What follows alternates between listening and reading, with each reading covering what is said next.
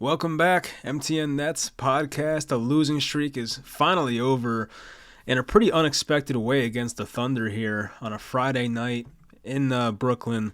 And the Nets were up a lot in this game. I want to see what their biggest lead was because they were up by a ton in this game at one point.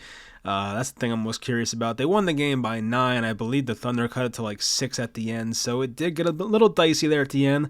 Yeah, it was 32. The Nets were up 32 at one point. That was probably like early third quarter or so. Late third quarter, the Thunder started to cut into this lead.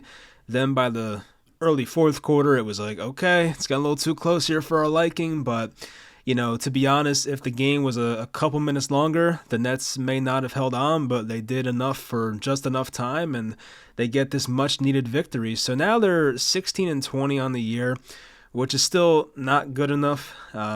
This is a team that you're hoping they have to make the playoffs. I mean, this is a team that does not own their own draft pick, obviously, and it's been disappointing lately. So hopefully this gets them going. It's an impressive win. They had some impressive wins last year with this group too. The one at Denver, the one at Boston during that big comeback. Like they do win games with this team. It's just a very inconsistent team. So their next game is Sunday versus Portland. I mean, hopefully they take care of business there. I don't think Portland's doing that great this year, so they're a young team, obviously.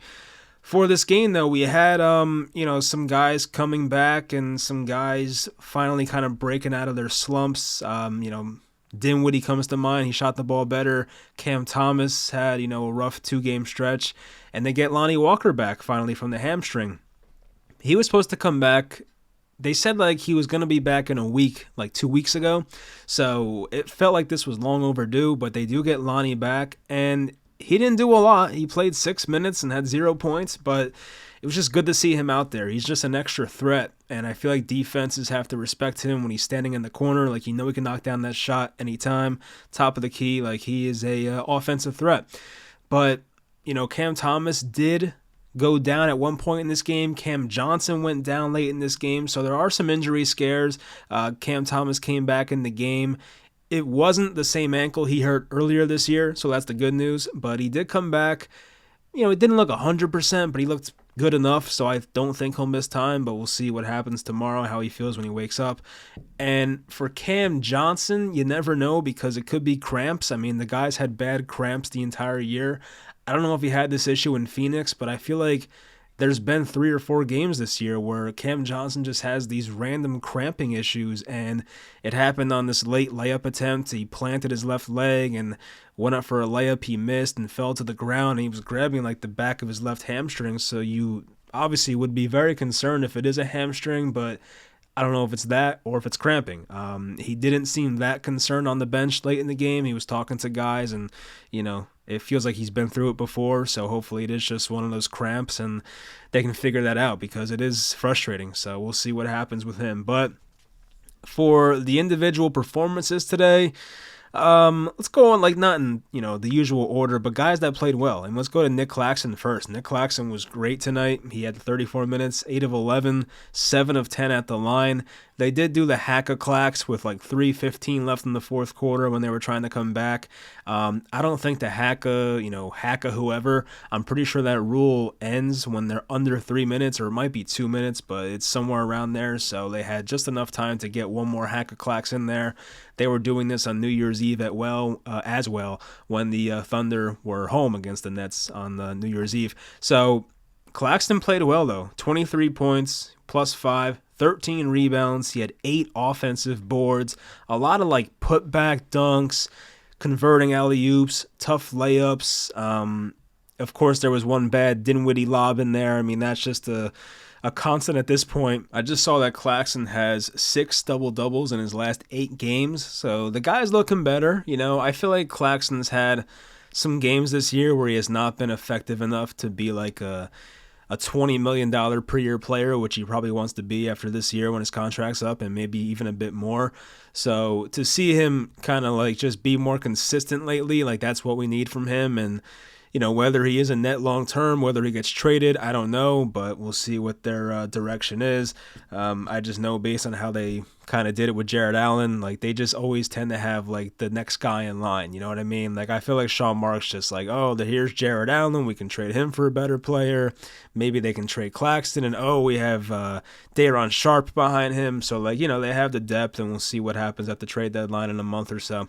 Who else? I mean, Cam Johnson had his moments, but it just wasn't a good game overall. He was 3 of 10 from downtown. He made one nice 3-pointer from the corner. I think it was like a big momentum 3 in the first half, like end of the second quarter. So he had his moments, but he really is giving me Joe Harris flashbacks. I swear to God, like every time there's a clutch bucket needed and you see the ball kick to Cam Johnson for an open 3, he misses it every single time. Like, there was the missed game winner this year, or I think it might have been a game-tying 3. It was the weird possession where the Nets got that, like, last-second steal, and Dinwiddie was on a 3-on-2. I forget what game this was now, but you guys probably know what I'm talking about. So, it just feels like every time there's a clutch 3, like, Cam Johnson has not come through. So, I'm hoping that changes. He did have that big game winner against the Knicks a couple years ago when he was on the Suns. He did bank it in, so it might have been some luck. But, just hoping for some clutch baskets from him soon, because there's just too much Joe Harris PTSD with him right now. Mikal played 39 minutes tonight. That was a whole lot of time. Like, I don't know why Jacque Vaughn, like, pushes these guys to that type of limit. Like, you have enough guys. Like, it's just crazy. Like, Trenton Watford got a DNP tonight, coach's decision. Harry Giles, I understand, like, he may not fit in every game, but, like, to not play Trenton Watford, who's given this team good minutes, I don't understand it. But anyway, but Bridges played 39 minutes. He was 5 of 13. He did have a good amount of turnovers, right? He had 4 turnovers, some bad ones. I mean, he did have a travel at the end where it was not called a travel, and then the Thunder coach went crazy and got a tech, and that pretty much was the nail in the coffin in this game. But Bridges had his moments, like times he would just get to his spot, do that turnaround from 8 to 10 feet away. Like, he was getting that shot when he wanted it, and he was making those shots, but the 3-point shot wasn't there. It continues to be short. I just keep thinking this guy has tired legs, but he never wants to rest, so I guess we just have to deal with it for now. I don't know. But he did have 17 points. He had 8 rebounds. He had 3 assists. Did have the 4 turnovers once again. So not the best Mikal Bridges game, but it also could have been worse because we've seen worse lately. So that's another guy who has to be more consistent. Dinwiddie played pretty well. 33 minutes, 7 of 12, 3 of 7 from 3. Made all of his foul shots, which I feel like his foul shooting this year has been just really just bad. Like, I feel like Dinwiddie, when he was a net in his first stint, it wasn't that bad. Like, no, he was never a 90% free throw shooter, but I just feel like he was somewhere around like the low 80s, high 70s. He just has not been that good this year from the line. So to see him go 6 for 6, that's awesome. He added 3 rebounds and 4 assists and did have 2 turnovers, but the 3-point shot was falling tonight, 3 of 7. I'll take that any night from him, so that was good to see. The ball was in his hands a lot today, and he did a pretty good job running points, so nothing bad to say. He was really bad the previous 4 or 5 games, but I don't think I've made a podcast since that game we had against the Bucks when the Nets played all those rookies and they got fined by the NBA, so kind of deserved it, you know what I mean? Like, they got fined $100,000 for basically benching every good player they had, so it is what it is. I mean, I don't like Joe's size, so for money to come out of his pockets, I'm fine with it. It makes me happy, but still, the Nets should not have done that probably. And yeah, it still annoys me. Like, they don't have superstars. Like, I understand if you have superstars, but the Nets don't even have a top 30 player in the league probably. Like, it's just, it's unnecessary at that point. You don't have players that are worthy of getting these, what do they call them? Like, what is this issue they keep saying now? Something management, load management. There it is. So yeah, the Nets don't have players where it's worth giving them these load management games off. This is not Kawhi Leonard. This is not, KD. This is not Luka, whoever. The Nets don't have that. So anyway, end of rant. But DFS did pretty well, 3 of 5 from 3. He made a pretty nice 3 in the early fourth quarter, which I'm pretty sure was because they needed every shot they could in the fourth quarter.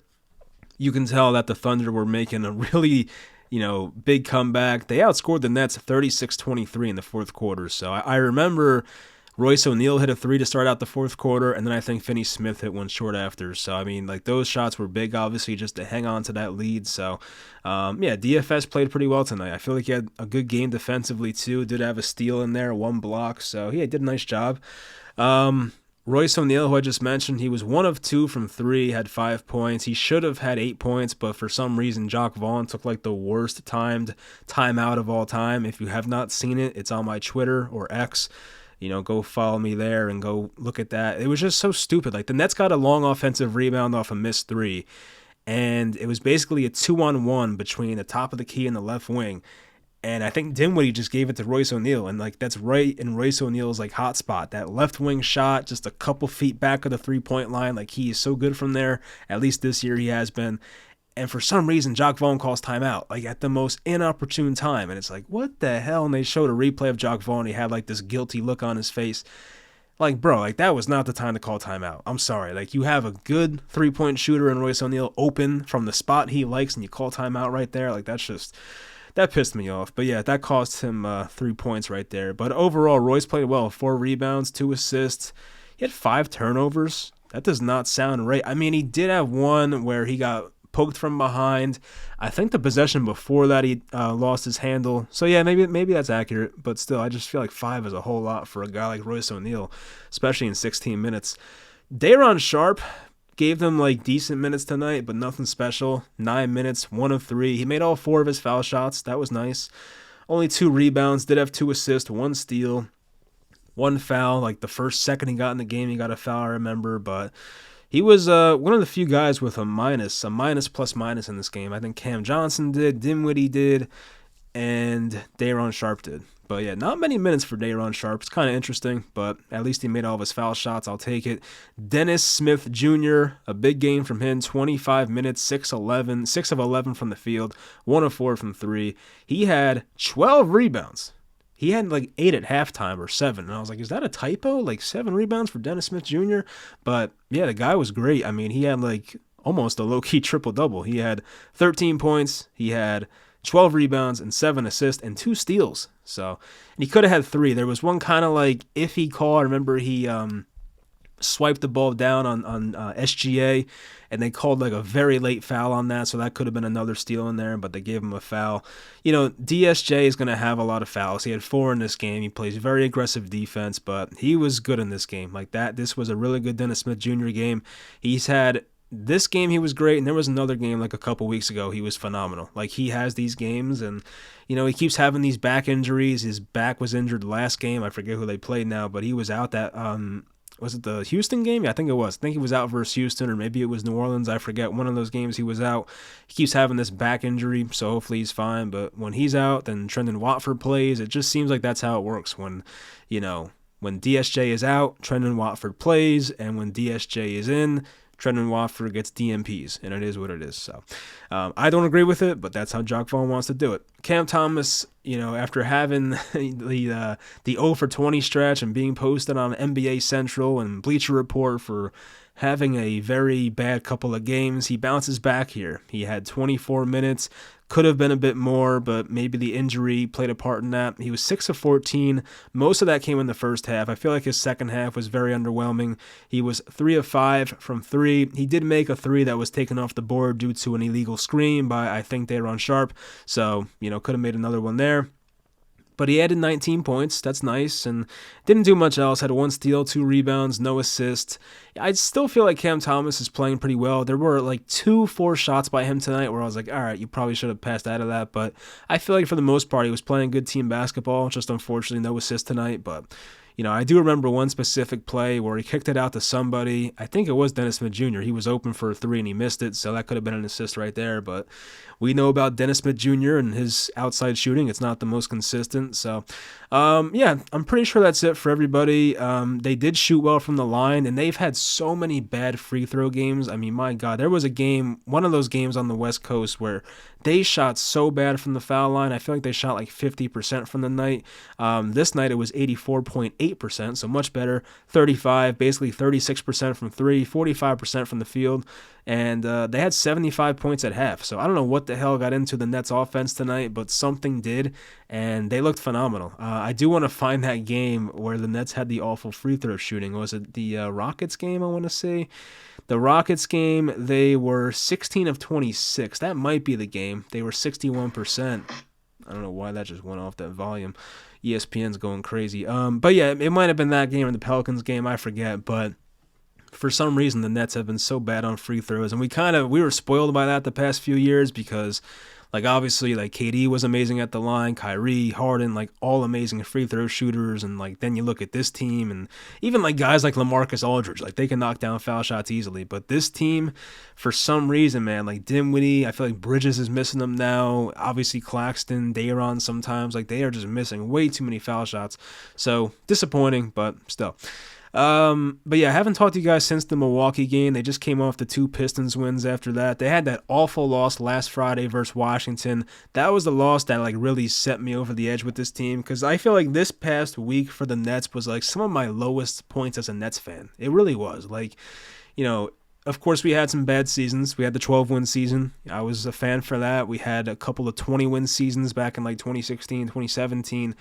But this was awful. I mean, this past week, having lost to Washington, who's basically like another version of the Pistons. I feel like the Pistons are more well-run. So, like, losing to Washington might be a bit worse. So they lose there. Then they have the road trip. They get spanked by Oklahoma City, spanked by the Pelicans.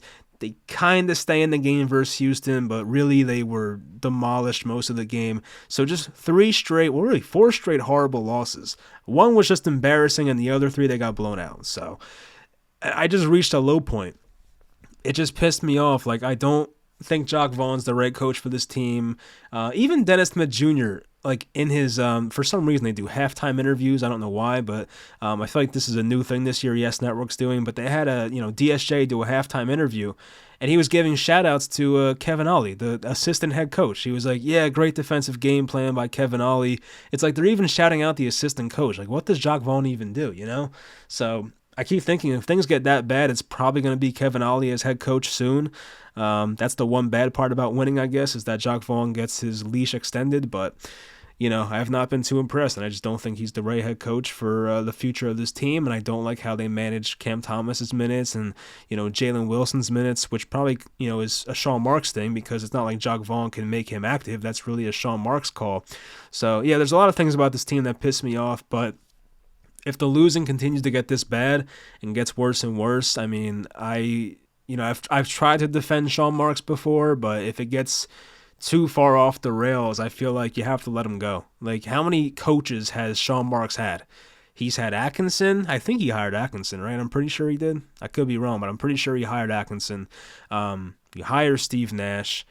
You basically hire Jacque Vaughn and give him 2 other extensions after that.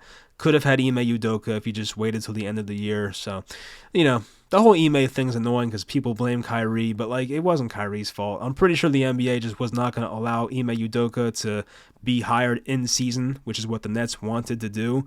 But the Nets effed up by giving Jacque Vaughn 2 extensions and not just waiting till this past offseason to hire Ime Udoka as their head coach. And Ime is one of the best coaches in the NBA. So it's just a damn shame that the Nets had no patience, and now we're stuck with Jacque Vaughn till 2026 and 2027 when his contract's up. Now, I don't know if he'll last that long here, and the Nets are still paying Steve Nash. I'm pretty sure Nash had a 4-year deal when he was signed. So there was 2020 and 21, 22, 20. So I'm pretty sure Steve Nash still is getting paid by the Nets right now. So to fire Vaughn and then get another established coach in here, that's basically paying 3 head coaches to do one job. So I don't think the Nets will do that, but if it really gets that bad, then I'm sure Vaughn can go and they, you know, promote Kevin Ollie. And it seems like players like Kevin Ollie. So we'll see, you know, if that can change things. I remember that one season when the Nets fired Avery Johnson the first year in Brooklyn, and they made PJ Carlesimo the new head coach. You know, he was the assistant brought up to head coach, basically the interim guy. And Carlesimo was awesome with the Nets. I feel like, you know, of course, some of that was because Brook Lopez broke his foot and they played small ball and the team was playing better. But the Nets were really good with Carlissimo. I think they were like the 4th seed that year. They won like 48, 49 games or something. So sometimes that could happen, where obviously this team doesn't have the same team that team did, where, wait, am I wrong now? Because no, Pierce was the 2nd year in Brooklyn. I could be wrong. Maybe it was the 1st year in Brooklyn. I think it was now. Yeah, it was the 1st year in Brooklyn because, yes, Jason Kidd was the head coach of the KG Pierce team. All right, so there's some Nets history right there. But yeah, 1st season in Brooklyn. But yeah, they still had Darren Williams in his prime, Joe Johnson in his prime, Brook Lopez, he was healthy that year. So yeah, a lot of good players. Gerald Wallace was still kind of good. So yeah, more talent there than we have now, but you get the point. Like sometimes just bringing in like a new head coach can spark a team, and that was an example of it. So yeah, still, I just want some direction from this team. I know some people have the argument that the Nets do have a direction, and their direction is build around Mikal Bridges and Cam Johnson, and we're just supposed to accept that, but like that's just bullshit. I just don't think those are players that are good enough to build around. Like I had this tweet the other day because I saw it was it Woj who said this? I think it was Woj, and Woj a lot of times like goes through GMs, so this could have been like a message from Sean Marks, you never know, but Woj had this tweet. I'm trying to find this now. It wasn't that long ago. But Woj had a tweet. Here it is. So, Brooklyn Nets still want to build around Mikal Bridges per Woj ESPN. So, I believe Brooklyn's intent remains to build and add talent around Mikal Bridges. To which I quote tweeted that saying, is Mikal Bridges the most random, this team wants to build around him, player of all time? And like, that's no diss or no shot at Mikal Bridges. But like, usually when a team says we want to build around this guy, it's like a young star player, like a Cade Cunningham or something. Like that's someone like, okay, I get where you're coming from. But for someone to say like, yeah, we want to build around 27-year-old role player. I mean, he's better than role player, but like 27-year-old number 3 option on a title team, Mikal Bridges. It's like, it's crazy to hear that. You know what I mean? And I don't mean disrespect once again, but it's just like wild that this team is so infatuated with building around Mikal Bridges. Like, you know, I just don't love the direction of this team right now because really there is no direction. And yes, you have the assets to, you know, go into a new direction. Like, yes, they have the assets to get Donovan Mitchell, but is that good enough? I don't think it is. I don't think Donovan Mitchell on his own is good enough. If you can get Donovan Mitchell and be sure that you can get another star here, then it makes sense. But if you just add Mitchell to this team while losing some assets, like they'd probably have to lose like Nick Claxton or someone good to even get him, then that's going to be a problem. You know what I mean? So I just don't think getting Mitchell alone makes this team even close to a title contender. Yes, it makes them better. Mitchell's a great player, but they would need Mitchell plus somebody else. If it's Mitchell and Siakam, maybe. I feel like maybe that has a chance of working, but still, it's not that. It's just, that's the part, and I don't mean to go back in time. I know people hate when we talk about these two, but like that's what didn't make sense about trading those guys last year to Dallas and Phoenix. Like all they had to do was give the guy who went to Dallas the extension, and he would have stayed, and then the guy who went to Phoenix would have stayed, and the Nets still would have had 7-11 going here for another few years. But for some reason, they were just so against paying Kyrie Irving that here's where we are, you know, and I just don't like this direction. So, you know, obviously the Ben Simmons trade was horrible. He hasn't played. He's playing 2-on-2, guys. Yeah, we're getting close, but, you know, the whole Ben Simmons thing is a freaking, I don't even want to talk about it. Like, when I think about the Nets roster, I don't even think of Ben Simmons anymore. It just feels like he's not even on the team. Like, you sometimes see him in, like, hype videos and promo videos, and you're like, oh yeah, Ben Simmons is on the Nets. Like, I forgot. So, yeah, but once again, that's the thing that bothers me is that what the Nets want to do now is attract stars to Brooklyn. But what people don't realize is we had stars in Brooklyn last year. We just drove them out of town. We didn't want to pay Kyrie. He wanted to leave after that, right? He felt disrespected. And people say like, oh, he demanded a trade. But people forget that his agent came out with that quote like 3 weeks before the trade demand that he wanted to stay a Net. So, you know, it was obviously the Nets didn't want to give him the extension. And look, part of me understands it because he's a freaking headache, but it's all about the on-court product and superstars. Superstars win you games. They win you championships. And, you know, I just don't love the place the Nets are in right now. It's just like, they're just this mediocre team. They're 16-20, I think, now. And they're probably a play-in team this year if they even make it there, and they might not even make the actual playoffs. So I just don't understand. Like, I really do think when that quote came out about Joe Tsai wanting a 40-win team with no drama, I really kind of believe that. Like, I know people said, like, oh, don't take that quote as gospel. It might not be true.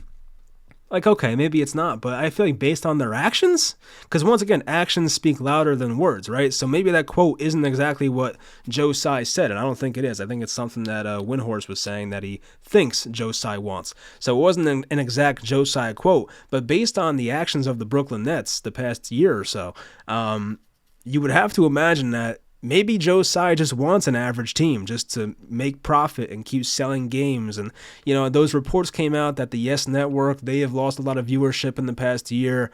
I'm sure, people that are player fans, people that were just KD fans, and people that were just Kyrie fans, like, obviously they weren't watching Yes Network anymore. And some people just flat out lost interest in the team. And I had these moments, watching those games against the Rockets and the Pelicans. I was on my phone scrolling for half the game, and it's just tough to watch this team sometimes. There is just nothing to be excited for. Those rumors came out about Kuminga, being frustrated with the Warriors. Like, get somebody like that. If he's really up for grabs, like, go give them DFS and a freaking, like, second-round pick or something. I don't know if that's enough to get it done, but shit, like, try to get him. Guy's a 21-year-old who might be averaging over 20 a game in a couple years. So, it fits the timeline. You have him and Cam Thomas now. Build around those guys. And Mikal Bridges, because we got to build around him too.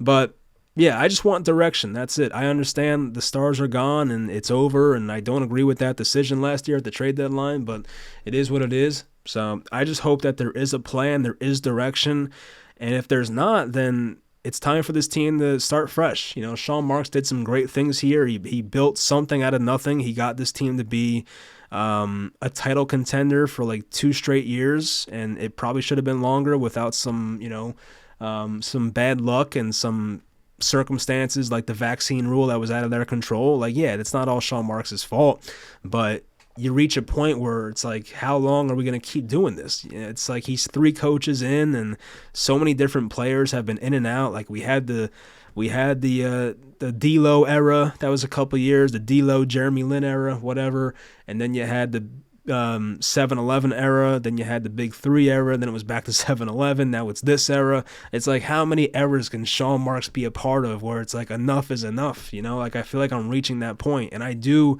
acknowledge that he's done some great things here, but at the same time, like, enough is enough after a while. So, we're not even like halfway through the season, I think, but like, we're kind of reaching that point where it's like, all right, enough's enough. So they got to get some wins. They just got to get some wins. The schedule going forward is not that crazy.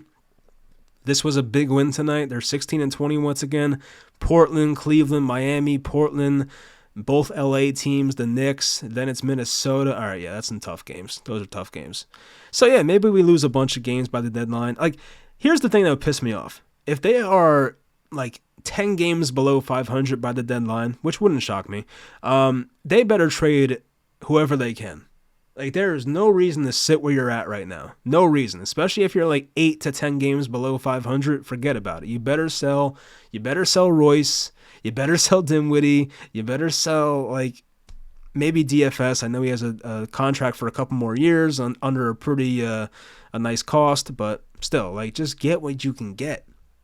I'm fine with rebuilding. It's fine, but still, it is what it is. The stars are gone, and you have to pick a direction now. Do you want to, we'll see what happens in the summer. We'll see what happens in the trade deadline, but just right now, this lack of direction, and I'm not taking the whole, this is Cam Johnson and Mikal Bridges' team. That's the direction. I'm not taking that for an answer, because a team built around Mikal Bridges and Cam Johnson has no direction. Hate to break it to you. It has none. So if you're going to go all in for Mitchell, if you can go all in for Siakam, or Mitchell plus somebody else, fine. That's fine with me. But don't run this shit back next year and say, we're still waiting. But, like, no. This team needs a direction at some point. It has to be done by, like, this summer. You can't keep doing this, like, we just want to tread water and be good enough to maybe sneak into, like, the 8 seed. Like, we don't want that. You got to build a championship team. And we had it. Unfortunate shit happened. The Nets were tired of Kyrie, and now we're here, and we're trying to build back up to a championship. Can they do it? We'll see. But if they get to this summer and Sean Marks still has no clear plan of what he wants to do, then it's probably time to move on.